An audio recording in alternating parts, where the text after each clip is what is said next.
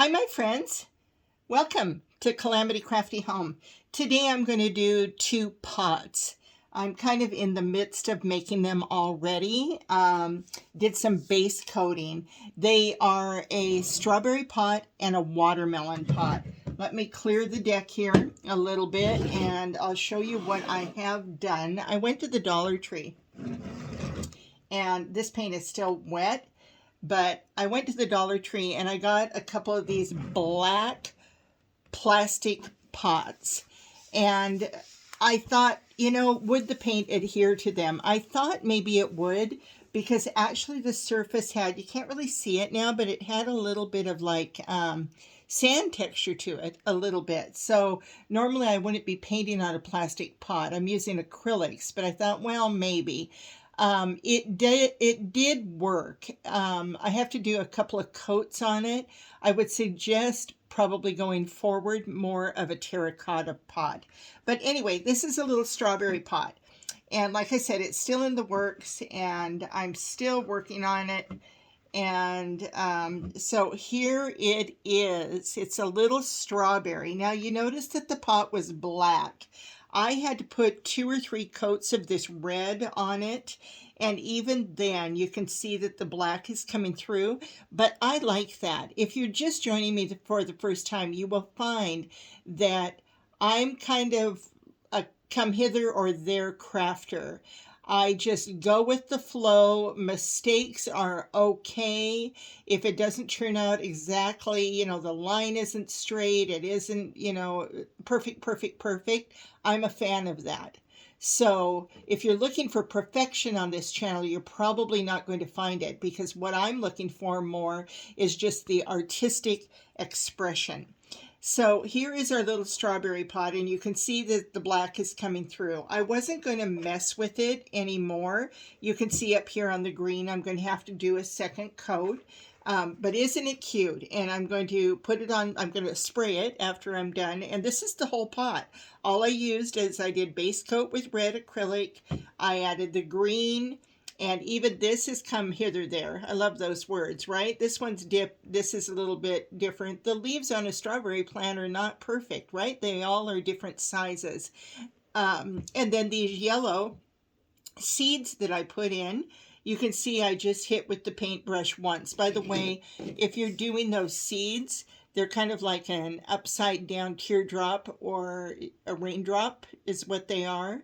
And how I did that was just turning my pot over is what I did, and doing them that way. I didn't do the base on it. I will have my husband drill holes in this so we have, some drainage in here.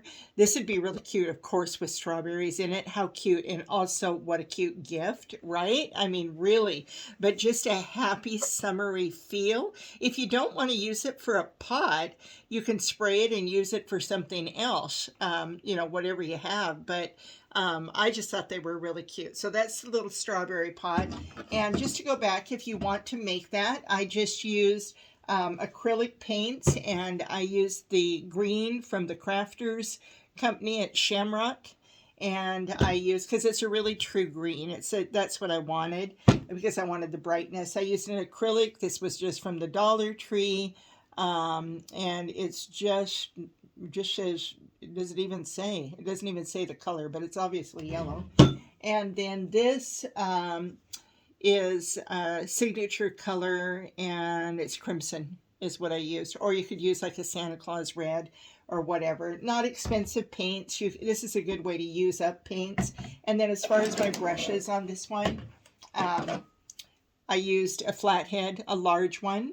And then to do those seeds, I just did it a little yellow, a little round one with a point. Okay, so that was that. Now we have coming up here, I'm trying to let this thing dry because I'm going to actually paint this with you.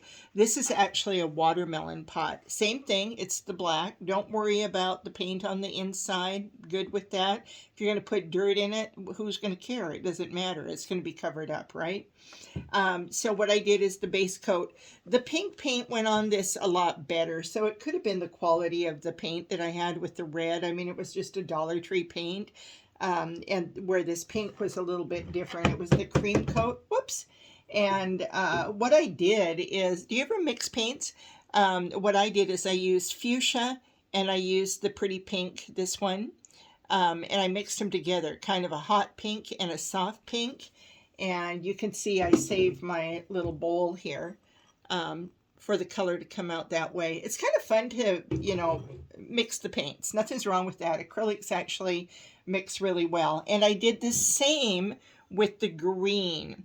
And you can see how this is kind of marbled in here. Can you see that? I used two different greens here. I used the cream coat palmito is how you say it, I guess. It's kind of a light green. Kind of reminded me, of that green on a watermelon, but it wasn't quite dark enough for me. And so I just used a green, it's called grass green. You could use that, or you could go back to the green that I was using there, which was shamrock. So I just mixed those two together, and I actually left it marbled. It's not really coming out marbled, but if it had its way and it wanted to do that, I wanted to be ready for it. So I kind of like halfway mixed it up.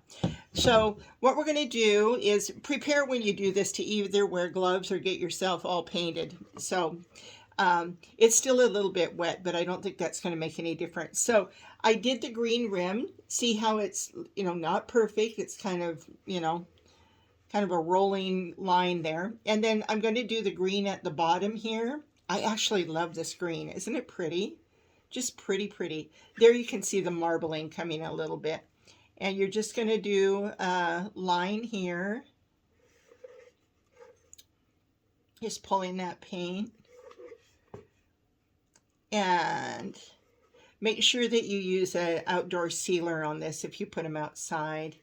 I wouldn't, of course, eat out of them or anything else, but if you were having a party and you wanted to put something like silverware in it or napkins, something like that would be absolutely fine. So there we've got our green. Just came to the other side there. So we have the green on the top and we have the green on the bottom. And then the next color I have, I've already had it poured out here. And it's just white, just a heavy-bodied white. It's pretty thick. And I'm going to go in with another brush here. These are really fun. Everything I do is fun. I mean, if it can't be fun, why do it? I'm going to come back up here and I'm going to do, let's see here, what am I going to do? I am going to do white. And I'm going to just do a little line of white there, right underneath.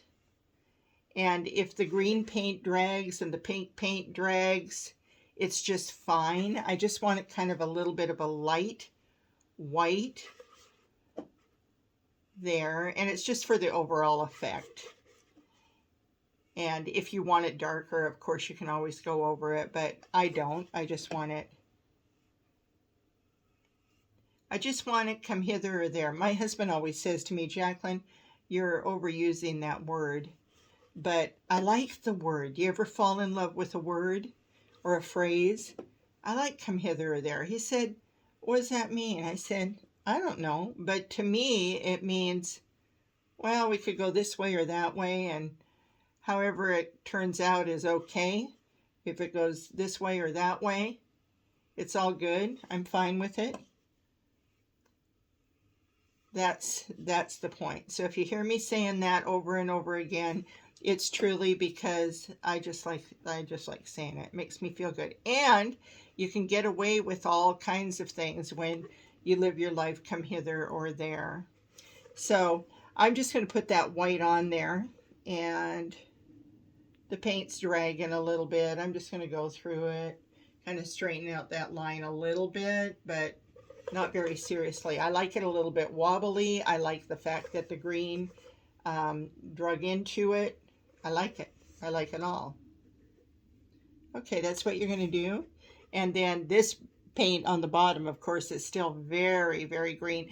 And what I'm going to do here is we're going to get kind of more of a light green than a white, because we're going to actually cross over the barrier of that green. And we're going to start dragging the paint through. I think this is going to work. Let's see. We will see. In other words, I'm just trying to lighten that up a little bit. got a little bit way too much green. I'm not sure if this will work or not, but I want to give kind of the illusion that it's not really a solid line, that it's just like two-toned, right? Yeah, I like that. See how the white is just kind of dragging through? And I like that. So that's our little watermelon pot. I guess white and dark green, of course, make kind of a light green. And that's good. I like it.